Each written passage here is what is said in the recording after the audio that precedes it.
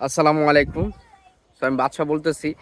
আমি দীর্ঘ ১৫ বছর আগে, প্রায় ১৩-১৪ বছর আগে আমি ভোটার হইছিলাম। তখন থেকে আমার চেষ্টা ছিল আমি একটা ভোট দিব। সুষ্ঠু নির্বাচন। আমি সেই আশায় ঠিক এবার যে ২০২৬ সালে নতুন নির্বাচন হইছে, এই নির্বাচনে ভোট দেওয়ার খুবই আশঙ্কা জানাইছি যে আমি একটা সুষ্ঠু নির্বাচনে ভোট দিব। তারপরে আমার ভোট ছিল আমি যেখানে থাকি সেখান থেকে অনেক দূরে ছিল। আমার যাইতে যেতে রিক্সা ভাড়ায় প্রায় ২০০-২৫০ টাকার মতন খরচ গেছে। তারপরও আমি চেষ্টা করছি যে এবার একটা ন্যায় ও ইনসাফের পথিকে ভোট দিব। তো যাই হোক, আমি সেই ভোটার কেন্দ্রে গেলাম, ভোট দিলাম। তো আমি সেই আসনের প্রায় অনেক মানুষের দেখছি যে সে আসন থেকে রিক্সা মার্কে জিতবে। ঢাকা ১৩ আসন আপনারা জানেন। সো মিডিয়াতে কিন্তু এটাও প্রথম দেখাইছে যে মামুনুল হক জিতছে। ঠিক আছে? তো আমি অনেক দেখলাম যে অনেকে, বেশিরভাগ মানুষই কিন্তু মামুনুল হককে চাইছে। তো হুট করে ১৩ আসন থেকে ববি হাজ্জাত নাকি পাস হয়েছে। এটা নিয়ে আমার খুবই আপসেট। কারণ না, ববি হাজ্জাত পাস হওয়ার কথাই না। তারপরও সে কিন্তু তাকে পাস করাইছে। আর ভোটের ভিতরে আপনারা দেখছেন এবার কি ইলেকশনের ভিতরে সবাই চাইছিল একটা সুষ্ঠু নির্বাচন।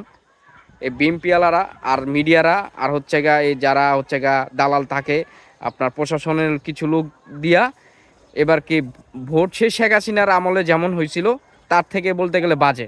তো দরকার কি ছিল রে ভাই? দরকার কি ছিল আওয়ামী লীগকে পাঠানো? আওয়ামী লীগ থাকতো। এই আওয়ামী লীগকে খেদাই দিছে। যাক, একটা দল অনেক বছরই দেশ শাসন করছে। এখন সবাই নতুন চায় কিছু, যে নতুন দল আসুক। যাই আলহামদুলিল্লাহ, আমরাও চাইছি, জুলাই যুদ্ধ করছি, আমরাও চেষ্টা করছি যে একটা ভালো পর্যায়ে একটা দেশ যাবে, দেশের মানুষের উন্নয়ন হবে, আমাদের উন্নয়ন হবে।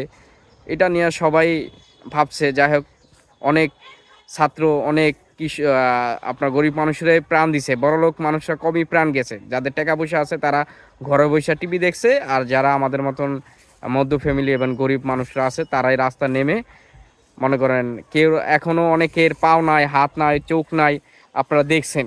তারপরে আমরা চাইছি যে একটা ভালো একটা দেশের রাজনীতি প্রেক্ষাপট আসবে, একটা ভালো একটা সময় আসবে, সবাই কিন্তু চাইছে। তারপরে দেখেন এখন ভোট নিয়ে যদি এত চোরামি করে, ভোট নিয়ে যদি এত লাঞ্ছনা করে, ভালো মানুষগুলা যদি না আসতে পারে, তাহলে দেশের বোঝেন কি পরিণতি হবে সেটা আপনারা ভালো মনে করেন। ঠিক আছে? যে এটা আসলেও যে বুড়ো আঙ্গুল দেখা দিবে লাস্ট, শেষ সময়, এটা তো আপনারা বুঝতেছেন। আর নিউজ দেখতেছেন আপনারা অলরেডি, ফেসবুকে, ইউটিউবে, সব জায়গায় নিউজ দেখবেন, সত্যটাই সবসময় বের হবে। ঠিক আছে? তো আমার এই পর্যন্তই কথা, যে আসলে এটা কোনো সুষ্ঠু নির্বাচন হয়নি। এখানে ভোট কারচুপি করছে, কত কি করছে আপনারা নিজেরাই দেখছেন। সো আমরা আসলে এরকম একটা এমন নির্বাচন হবে আমরা এরা কখনো আশা করি নাই। সো ভালো থাকবেন। আল্লাহ হাফেজ।